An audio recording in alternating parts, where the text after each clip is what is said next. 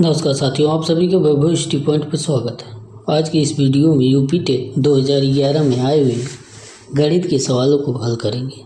सवाल नंबर 1, सक्रिय कोष्ठक में 9 + 7 कोष्ठक बंद भागे 4 × 5 का मान होगा। यानी समीकरण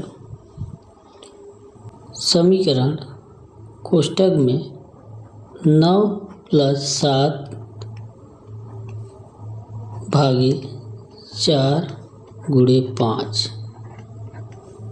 तो इस प्रकार की सवाल को हल करने के लिए सबसे पहले कोष्ठक को सॉल्व करते हैं।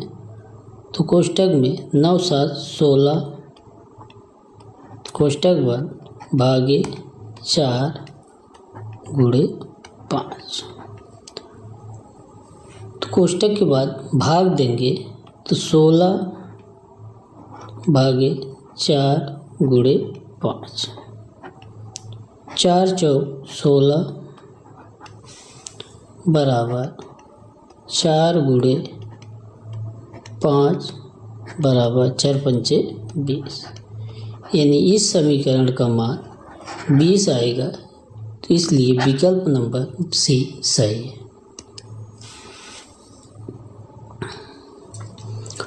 मार्टिन के पास कुछ मार्बल हैं, उनमें से उसने 14 खो दिए, फिर भी उसके पास 6 रह गए। आरंभ में उसके पास कितने मार्बल थे?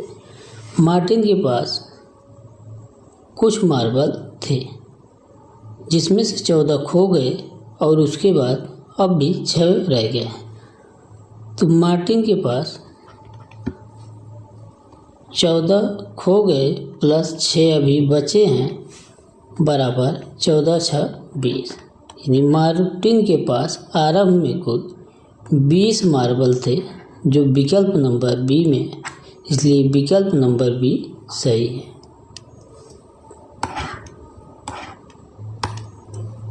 सरल कीजिए। समीकरण 1/3 + 7/9 भागे कोष्ठक 7/10 × 1 सही 1/4। इस प्रकार की सवाल को हल करने के लिए सबसे पहले कोष्ठक को हल करते हैं। तो 1/3 + 7/9 भागे कोष्ठक में 7/10 × 4 × 4 = 5/4, 5 × 5 = 5 × 2 = 10। गुणा में है तो कट जाएगा। तो 1/3 + 7/9 भागे 7 बजेगा ऊपर, 4 × 2 = 8/8। अब 1/3 + 7/9 भाग में है तो 7/9 है, गुणा में करेंगे तो 8 ऊपर चला जाएगा, 8/7। 7 से 7 कट गया बराबर 1/3 + 8/9। अब भिन्न को जोड़ने घटाने के लिए अंश को बराबर करते हैं। तो अंश में नीचे 3 से गुणा करेंगे हर में, तो 3 अंश में भी बराबर 3/9 + 8/9, 8 × 3 = 11/9, 9 × 1 = 9, 2 हासिल /9। यानी विकल्प नंबर बी सही है, 2 सही है, 2/9। समीकरण 2.6 × 0.91 का मान होगा। 2.6 × 0.91 का मान क्या होगा? 2.6 गुणे 0.91। अब इसका गुणा करेंगे तो 1 छक्के 6, 1 दुक्के 2, 9 छक 54, 4 हासिल लगे 5, 9 दूनी 18, 5 23। अब इसको जोड़ देंगे 6, 4 2 6 23। 2 अंक यहाँ, 1 अंक यहाँ, 3 अंक के बाद दशमलव है तो यहाँ दशमलव लगाएंगे तो 2.366 यानी विकल्प नंबर ए सही है।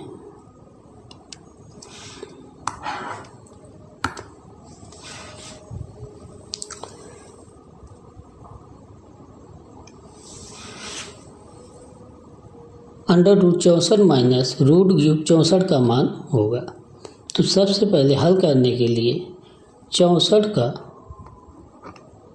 गुणनखंड करेंगे। तो 64 का गुणनखंड सबसे छोटी अभाज्य संख्या 2 से करेंगे तो 2 गुणे 2 गुणे 2 गुणे 2 गुणे 2 गुणे 2, 2 दूनी 4, दूनी 8, दूनी 16, दूनी 32, दूनी 64। अब वर्गमूल है तो 2 2 का जोड़ा बनाएंगे, 2 2 2 यानी वर्गमूल 64 का 2 गुणे 2 गुणे 2 बराबर 8, 2 दूना 4, दूना 8।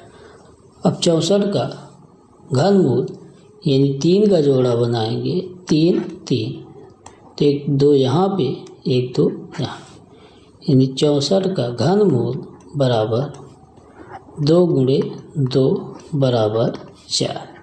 अब कह रहा है वर्गमूल माइनस घनमूल, तो वर्गमूल 8 माइनस घनमूल 4 बराबर 8 में 4 निकालेंगे तो 4, यानी विकल्प नंबर ए सही है।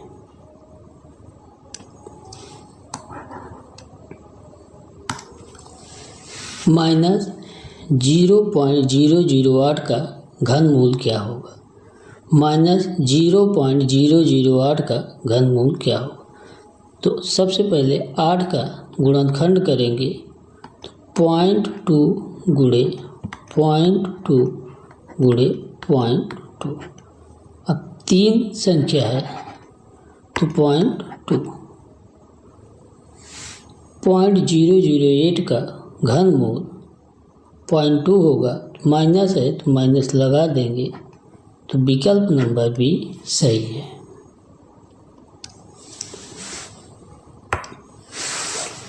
(496) योग 318 का निकटतम सैकड़ों मान होगा। तो 496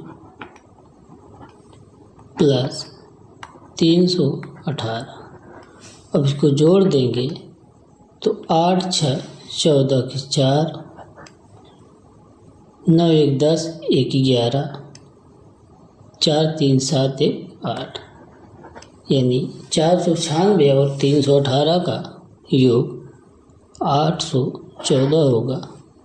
तो यह संख्या 800 और 900 के बीच में है, लेकिन 814 800 के ज़्यादा नज़दीक है तो सैकड़ा में इसका मान अधिकतम 800 होगा, यानी विकल्प नंबर बी सही है।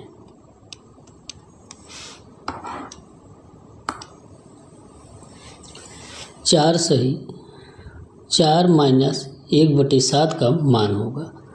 तो 4 माइनस 1/7।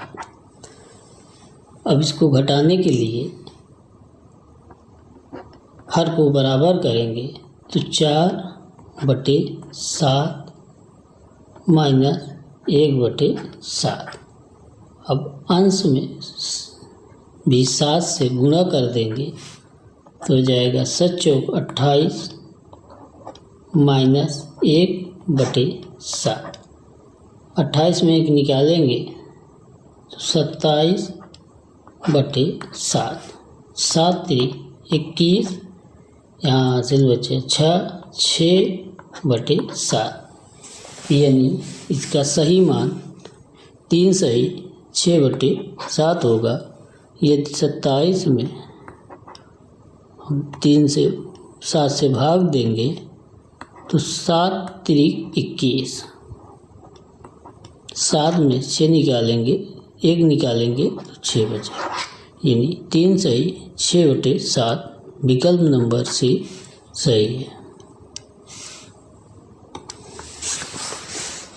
2 सही 1/4 प्लस 3/4 का मान होगा।